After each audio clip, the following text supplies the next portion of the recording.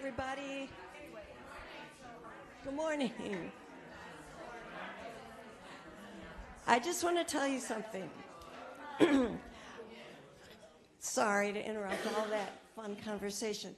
I'm Brenda Parker, one of the accompanists here at Unitarian Universalist Fellowship of Fayetteville. The topic for our service this morning is bravery. And when our speaker, Kate Kowalski, told me that she was going to be speaking about acts of courage in everyday life, what immediately popped into my head was hobbits. So a lot of you know from the movies and the books that hobbits are small, simple folk who love the earth, they love their gardens, they love good food and drink and tobacco, and they love peace and quiet. But 4 particular hobbits went on a big adventure, and in the process, they faced incredible danger and evil and exercised great courage and kind of accidentally helped to save the world. And that's why I'm playing music about hobbits this morning.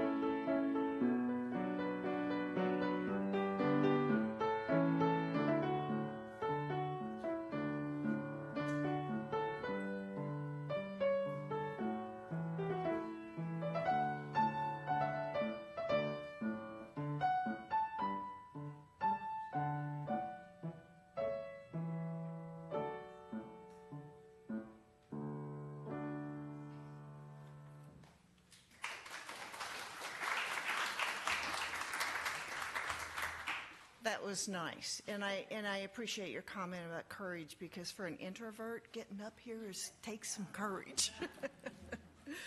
So, good morning. Welcome to the Unitarian Universalist Fellowship of Fayetteville. This is my favorite place to be on Sunday morning.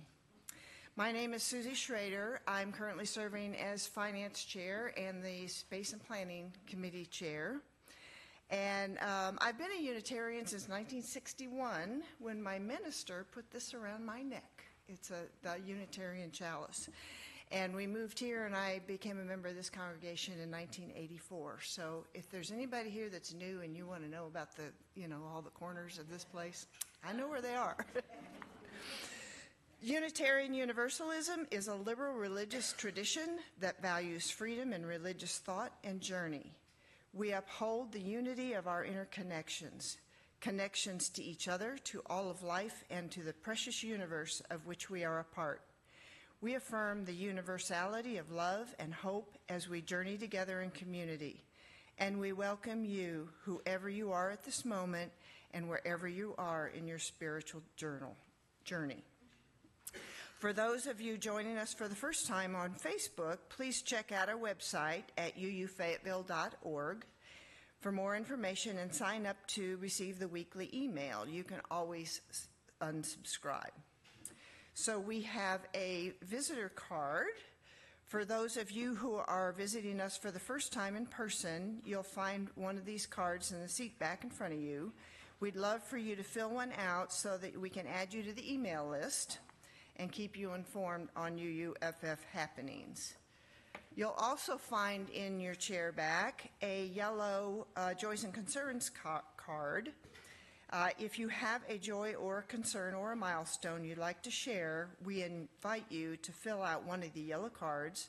There's a place on there to indicate if you want your joy or concern read aloud or if you want to keep it confidential with UUFF leadership. In a few minutes, you will have the opportunity to bring the card up here and drop a stone if you wish. If you're watching on Facebook, you may write your joys and concerns in the comments at that time, but please know that that will be public. If you have a need for hearing assistance, our AV Tech David can help you with that.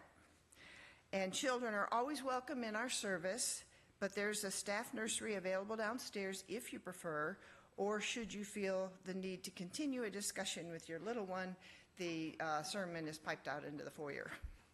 So I would like to invite Brooke to lead us in lighting the chalice.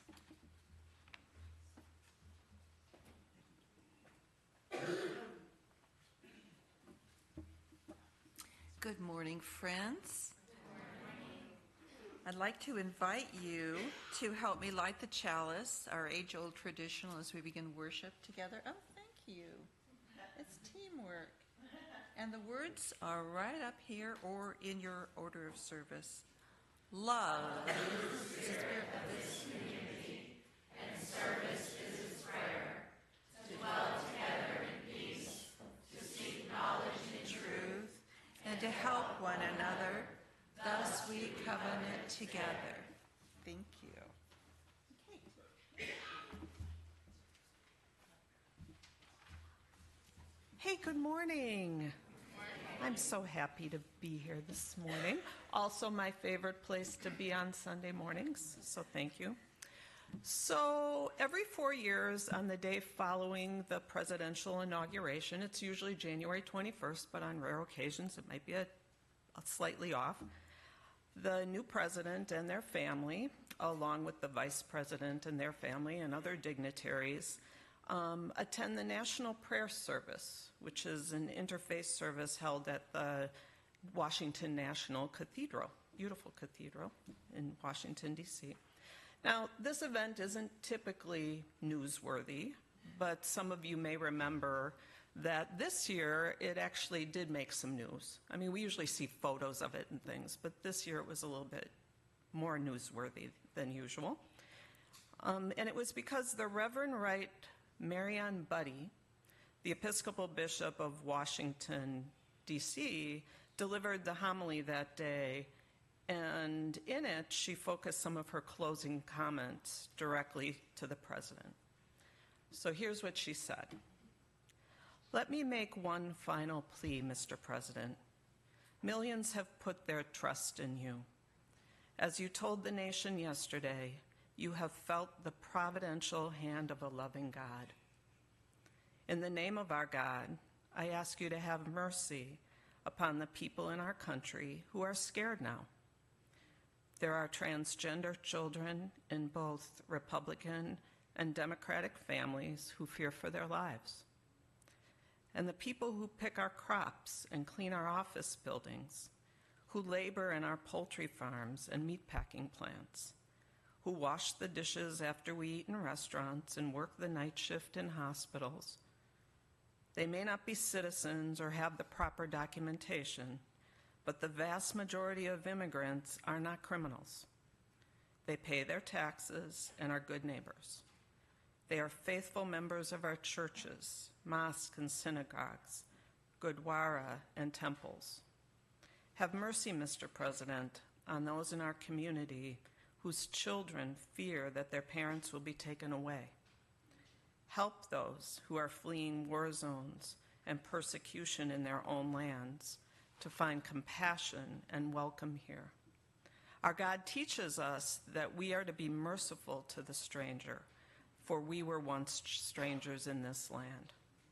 May God grant us all the strength and courage to honor the dignity of every human being, speak the truth in love, and walk humbly with one another and our God, for the good of all people of this nation and the world.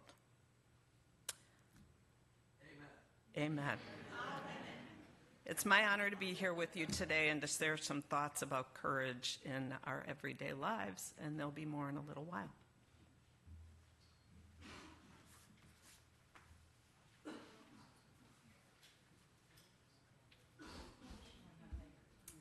Our opening hymn today is Love Will Guide Us. It's in your gray hymnal, number 131. In keeping with the theme, I'm also wearing a shirt with Bob Ross on it, who gave many, many people the courage to make mistakes in their art and still love doing it, and also the courage and bravery to speak with a quiet voice. So stand if you're willing and able, and we will sing this hymn together.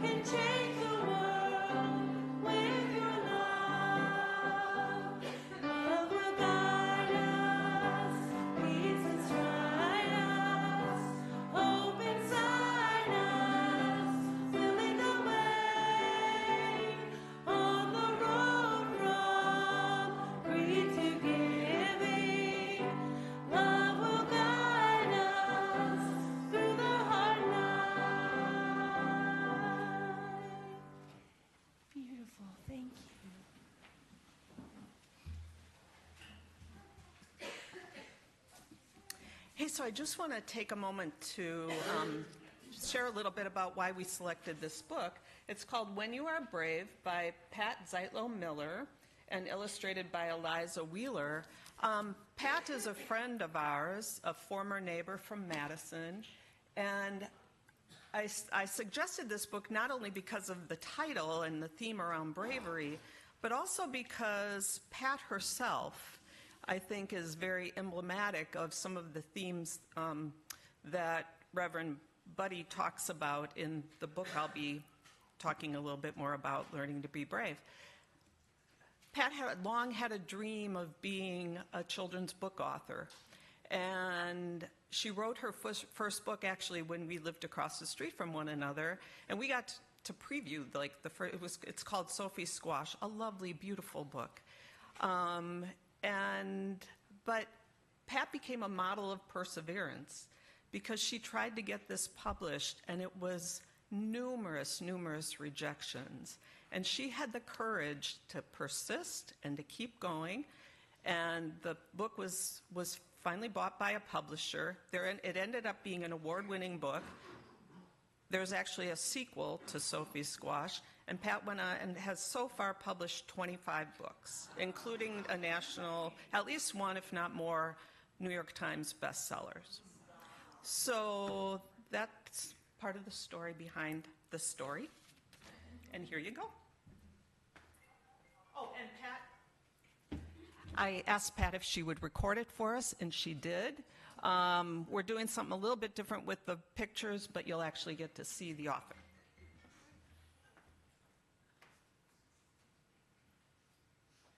Hi, I'm Pat Zeitlo Miller, and I am happy today to be reading to you my picture book, When You Are Brave. I wrote the words, and the pictures are by Eliza Wheeler.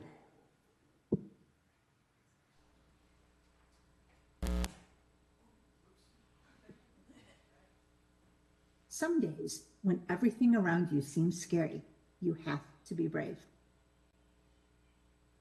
Brave as a bird that steps from its nest, hoping to soar through the sky. Brave as a dog that wanders for miles, searching for one well-known light. Brave as a caterpillar that builds a bed, wondering when it will wake. because some days are full of things you'd rather not do. Like plunging into a pool all by yourself, hoping you'll swim and not sink, or standing alone in front of a crowd, searching for one friendly face, or boarding the bus and riding to school, wondering what lies ahead. At times like these, the world can seem too big, too loud, too hard, too much. While you feel too small, too quiet, too tired, not enough. On those days, look deep inside to find the courage you need. It might be hidden away, but if you close your eyes and breathe, you'll see it, shining its light in the dark, warm, steady, safe. Your light might be small to start, just a spark, but you can turn it into a flame. Picture it in your mind, then imagine it becoming bigger and bolder. You can make your courage so big it brightens your heart, fills your fingers, and flows to your toes.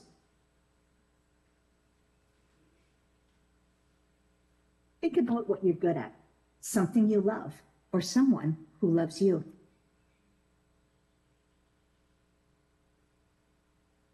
No one else will see it, but you'll know you glow, and you'll know you are ready.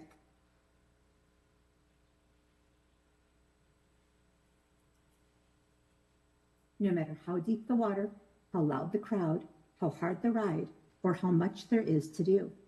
You might struggle, you might succeed, people might clap, or laugh, or not notice at all. No matter what happens, you'll be all right.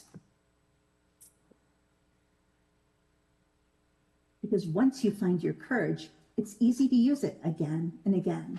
The next time life seems scary or you start something new.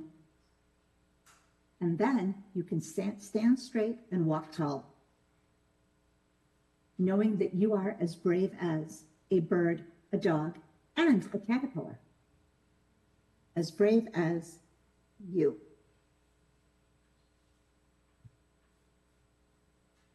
Thank you very much.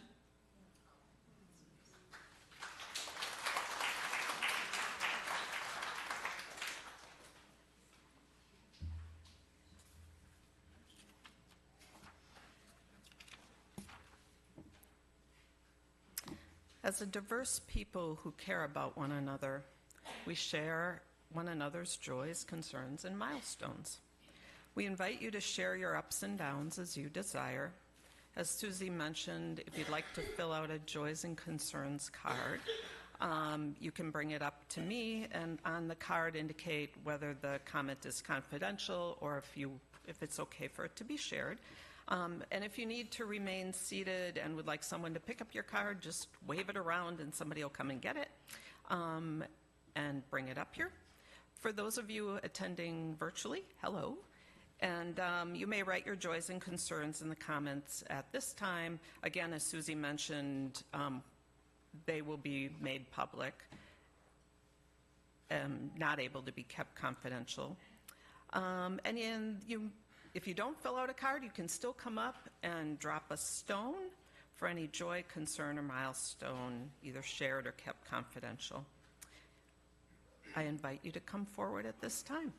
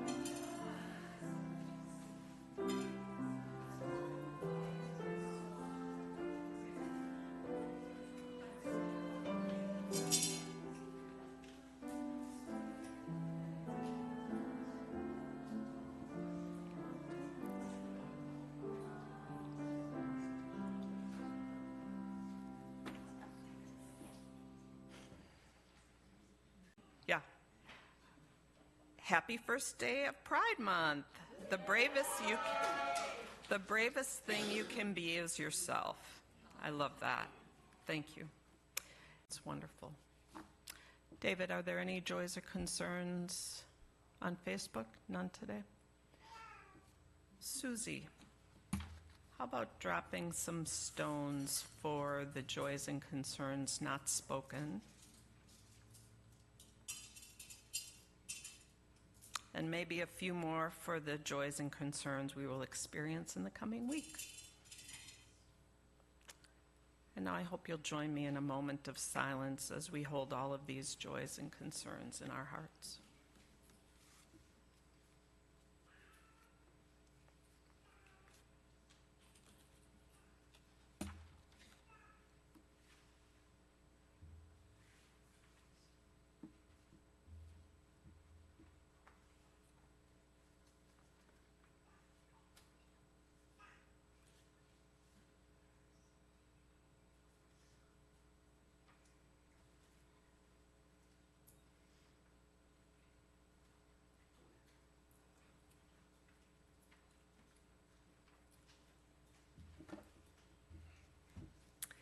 So now it's time for our offering. The important work of this fellowship is possible because of your generous contributions of time, energy, and money. Every contribution of every size is helpful and appreciated. As we pass the baskets, we invite you to share financially. Even a penny will help. If you prefer, you may give online at uufayetteville.org or via text message, or you can mail checks to the office. Will the host please come forward and pass the baskets while Brenda shares her music?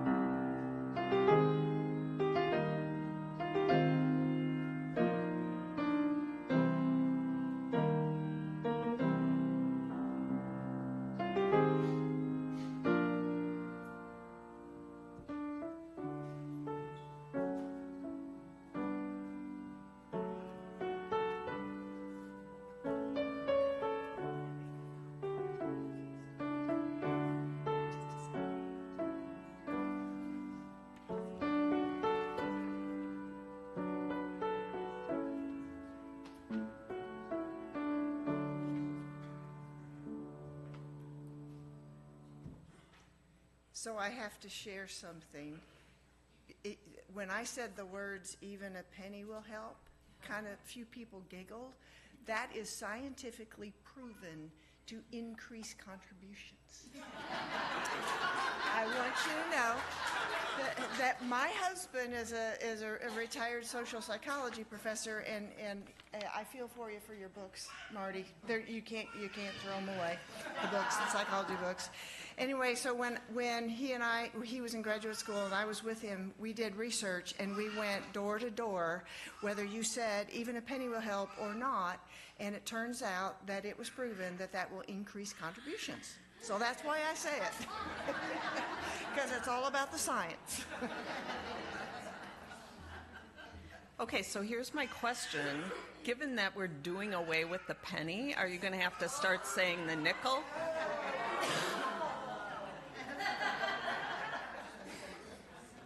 It's totally going to mess things up. So, when asked why she chose to speak directly to the president at the National Prayer Service, Bishop Budde said that she felt it was her responsibility to speak about unity, and that the foundation of unity is respecting the honor and dignity of every human being. Sounds like she could be a Unitarian Universalist, don't you think? As you can imagine, her plea was not well received by the president and his supporters. There were tweets and sarcastic and mean comments and threats made against Bishop Budde, especially since this wasn't the first time that she had spoken out or acted in a way that was contrary to those in power. In fact, she wrote her book, which I'll be referencing, in 2023, so prior to this past election. In 2017, she oversaw the removal of stained glass window panes that, from the cathedral that honored Confederate generals, and she replaced them with new windows depicting the struggle for civil rights. In 2018, she and Gene Robinson, the first openly gay bishop in the denomination, presided over the internment of the internment service for the ashes of Matthew Shepard, who was murdered in 1998.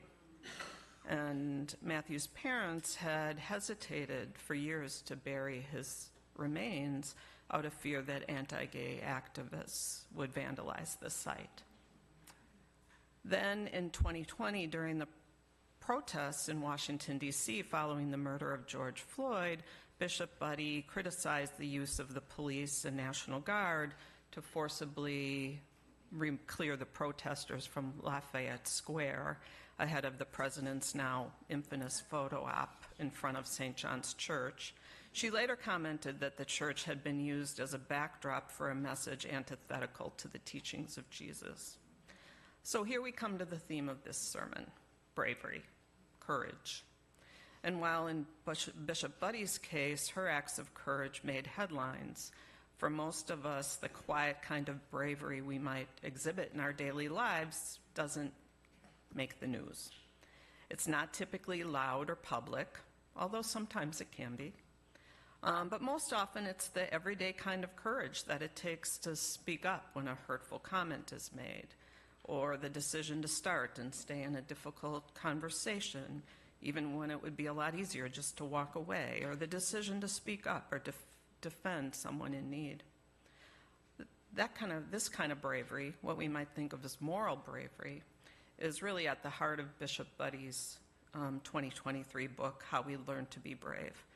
I heard about it soon after the inaugural incident, and then listened to it at that point after seeing the news reports about her plea to the president. And I was just so impressed by her courage. And especially, I don't know if anybody's seen interviews with her, she's very soft-spoken, you know, and I could see that underneath the quiet demeanor was really a powerful force. And while Bishop Budde is most known for speaking out in response to the president's actions, the themes in her book go well beyond the political. And I certainly don't claim to be an expert on an expert on courage or a model of bravery by any means. In fact, as someone who has lived with and often struggled with pretty significant and disruptive anxiety throughout my life, I've had a somewhat complicated relationship, I might say, with the notion of bravery.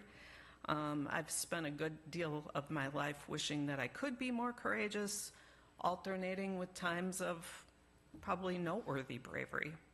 For example, in my mid-20s, long before the days of like cell phones and email and all of that, I traveled to Europe on my own. And then the following year, I traveled alone to Australia. And the truth was, I was pretty scared and anxious the whole time, but I found ways of managing it and making my way. And then a year or so after visiting Australia, I decided to move there for work.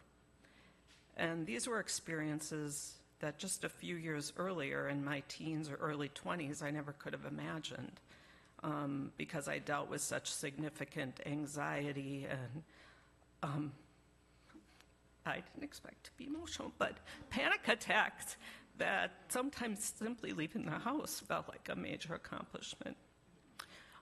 So, what changed? You know, I'd like to say that it was some transformative event, but it really wasn't. The truth is, it was a series of really small, everyday decisions and life challenges that for most people my age would not have been a big deal, but for me they were, and they provided me an opportunity to practice courage and to build confidence and resilience. And with enough of these small but meaningful and important choices over the course of several years, eventually the idea of traveling overseas on my own didn't seem so out of the realm of possibility. And to be honest, I just decided, I got to a point where I was just sick and tired of letting fear get in my way. And now at this stage of life, I think about bravery, I think less in terms of adventure, although having new experiences is still really wonderful. But I think of it more in terms of the quiet kind of bravery that Bishop Buddy demonstrates. And describes. And increasingly, I find myself drawn to people who exhibit that kind of courage. The kind of moral courage that I think is really consistent with the values of Unitarian Universalism. And this is one of the many reasons I think I'm drawn here to UUFF. The strength, courage, resilience, the bravery of so many of our members and friends. You know, Allie shared a joy about your talk last week. It was gorgeous and so brave. And just looking around the sanctuary and knowing this morning and knowing a bit about, you know, some of your life stories, I see tremendous courage. You know, for some, it's the courage to live life as your true, authentic selves. For others, it's the courage to speak up when injustice is done, or the courage to call out leaders who aren't acting in the best interests of the people they represent, the courage to protest, the courage to lead, including making really hard decisions sometimes, the courage to have difficult conversations when it's necessary, and to respectfully disagree with one another, the courage to go on after losing a loved one, or the courage to face illness, the courage to deal with all types of challenges with adversity and adversity with dignity. You know, in a couple of weeks, we're going to be celebrating the life and memory of Sue Coppernell, a cherished member of this community who throughout her life exhibited a similar kind of courage, I think, as Bishop Buddy did.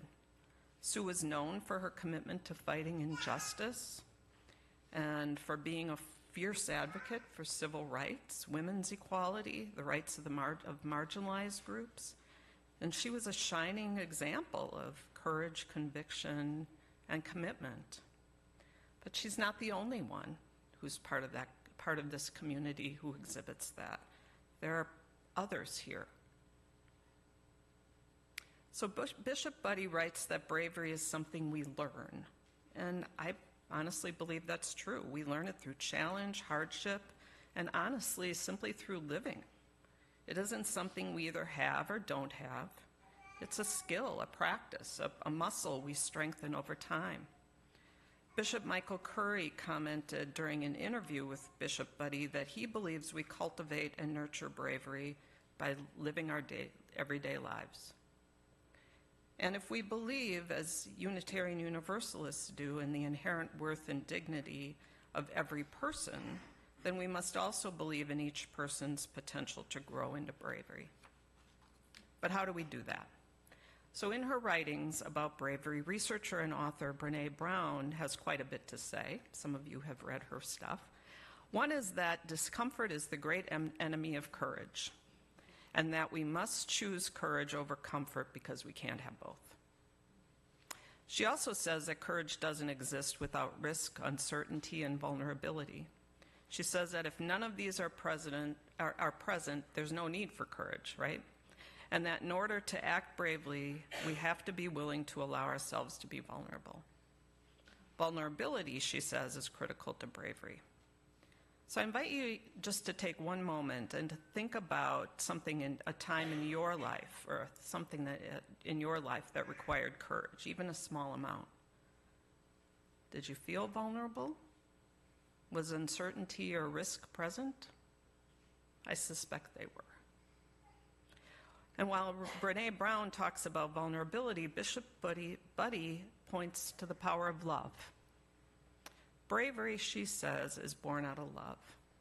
Love for others, love for what is just, love for what is sacred. She says that love pulls us forward when fear tries to hold us back.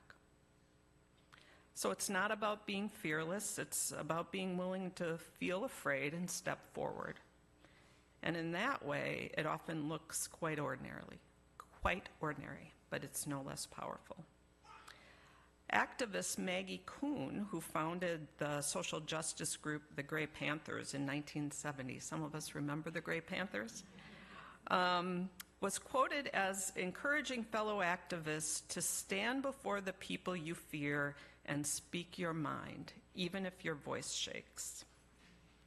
Now, the statement was later attributed to Supreme Court Justice Ruth Bader Ginsburg, and often shows up as an inspirational quote. You've probably seen it on T-shirts or on posters. And while certainly Justice Ginsburg, while she may not have originated the sentiment, it certainly fit with her overall perspective, as well as her belief that people should fight for the things you care about, but do it in a way that will lead others to join you.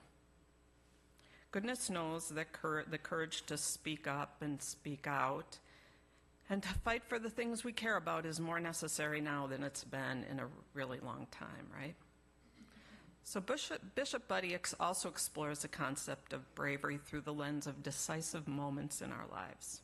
She talks about it in terms of deciding to go, deciding to stay, deciding to start, accepting what we do not choose, stepping up, accepting letdowns, and perseverance. I guess I would add to her list deciding to try again when success doesn't come easily, and even deciding to let go of trying when the time is right to do that. My guess is some of you may be thinking of even more dimensions of courage based on your own life experiences or decisive moments in your lives. So we won't address all of these decisive moments today, but I will elaborate on just a few. Bishop Buddy talks about deciding to go in terms of making a leap of faith, venturing into the unknown, or pursuing a new path in life. And when I read that, it really resonated with me because I found myself remembering back to the decision I was making when I moved to Australia. I was 29, on the verge of turning 30, single, and generally really bored with my life. I'd finished college, I'd gone immediately on to grad school, finished that, got a job working as a psychotherapist, pursued extended training in family therapy. This was everything I had long dreamed of doing. But I was really restless and I had a deep longing for an adventure. And I considered jobs in other states, but nothing seemed to fit. And given that I had recently traveled to Australia and met a number of family therapists while I was there, the thought popped into my mind, I could move to Australia.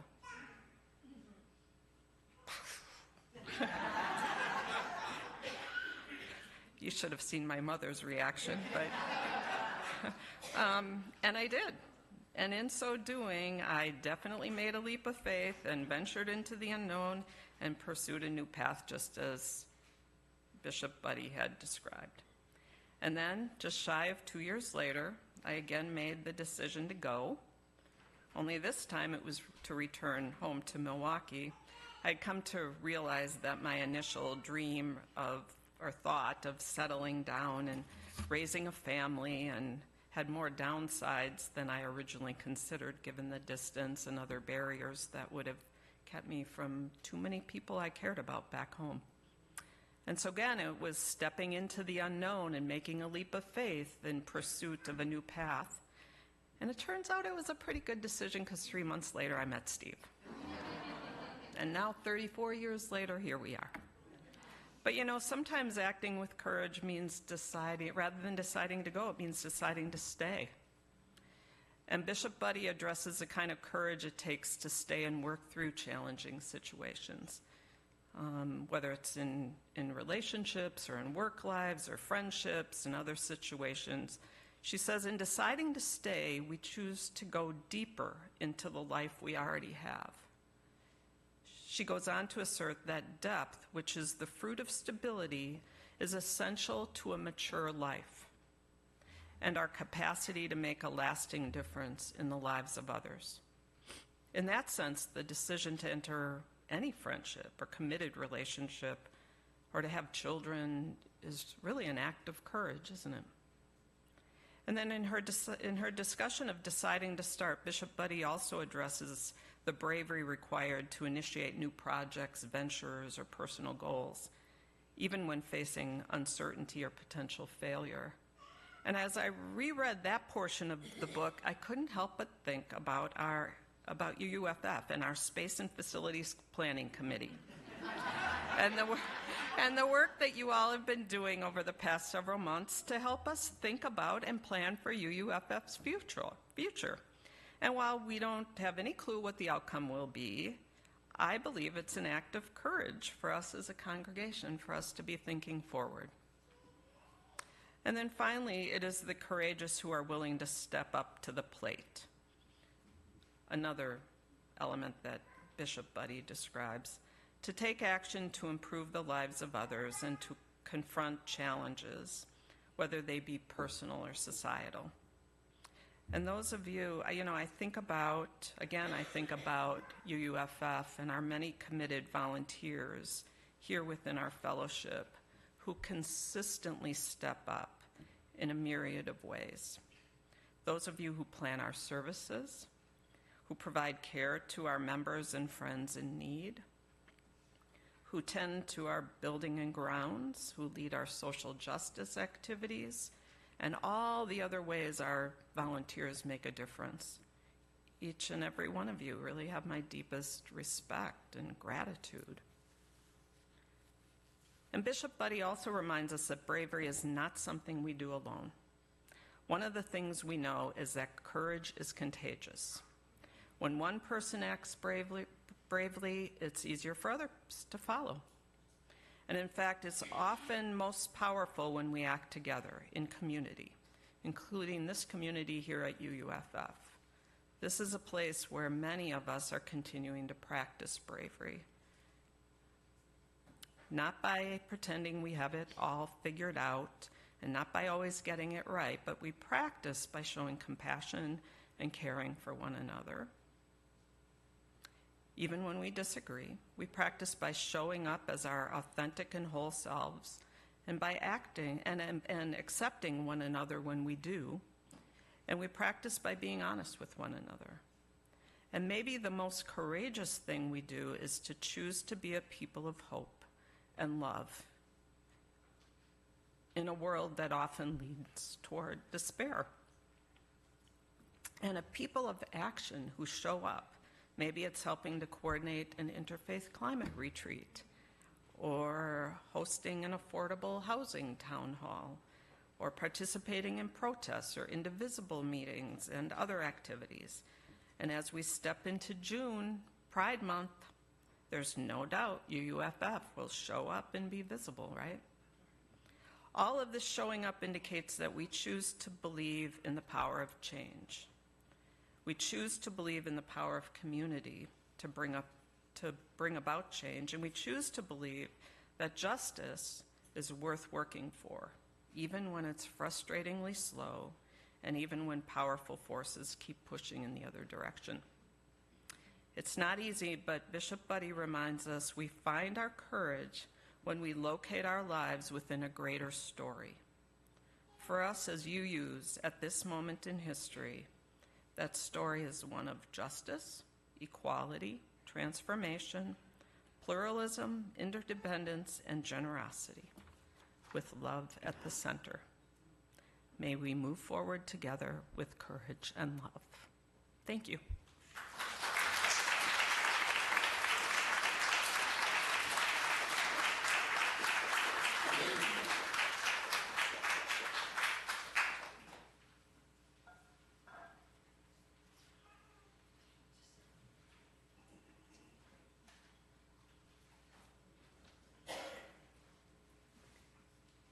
So I am not a member of the Raging Grannies group, but I am in complete awe of them. And this is a song from the songbook. So if you don't know the words, that's great, because neither do I. But I do know the tune, and most of us do. It is To America the Beautiful. So let's all give it a go together. Be brave.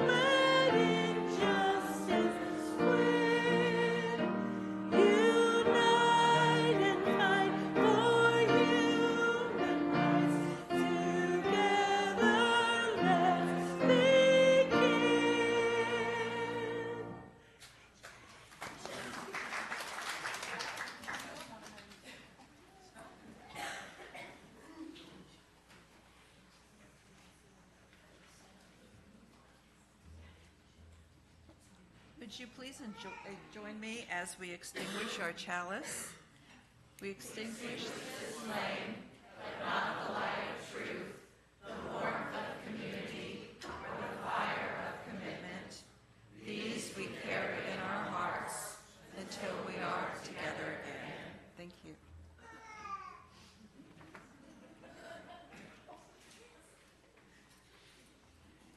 So that's really great. I love that. I can't wait to sing that some more. Yeah, apparently I get the last word this time, Susie. So in preparing for today, I was reminded of a poem that I like by Donna Ashworth titled Brave, and it goes like this. It is without a doubt brave to repeat this living every day, to put one foot in front of the other and carry on over and over. It is without a doubt courageous to love again when you almost lost yourself to loss. And it is unquestionably lion-hearted of you to keep trying, to show up, to come back, to venture into new when you have been burned many times, sweet one. People who jump off mountains are adventurous, adrenaline-seeking thrill riders. But you are brave. I hope you let yourself know it today, and every day you show your face to the light when darkness is calling you back. I love that. So much in life requires courage, doesn't it? And different kinds of courage are necessary at different stages of life and at different decisive moments. We spent some time today reflecting on the concept of bravery, and now I turn it over to you and invite you to think about what bravery looks like in your life. What do you notice about yourself when you find yourself acting with courage? My guess is we each have our own definitions of what that means in terms of what it looks like in action in our lives.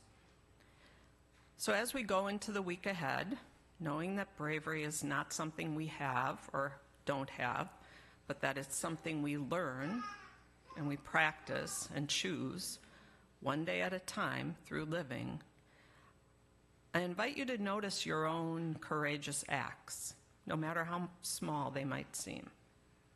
Pay attention as well to what or who helps you to step into bravery. What contributes or assists you in acting with courage? And may this continue to be a community where we learn to be brave together, with one another and from one another.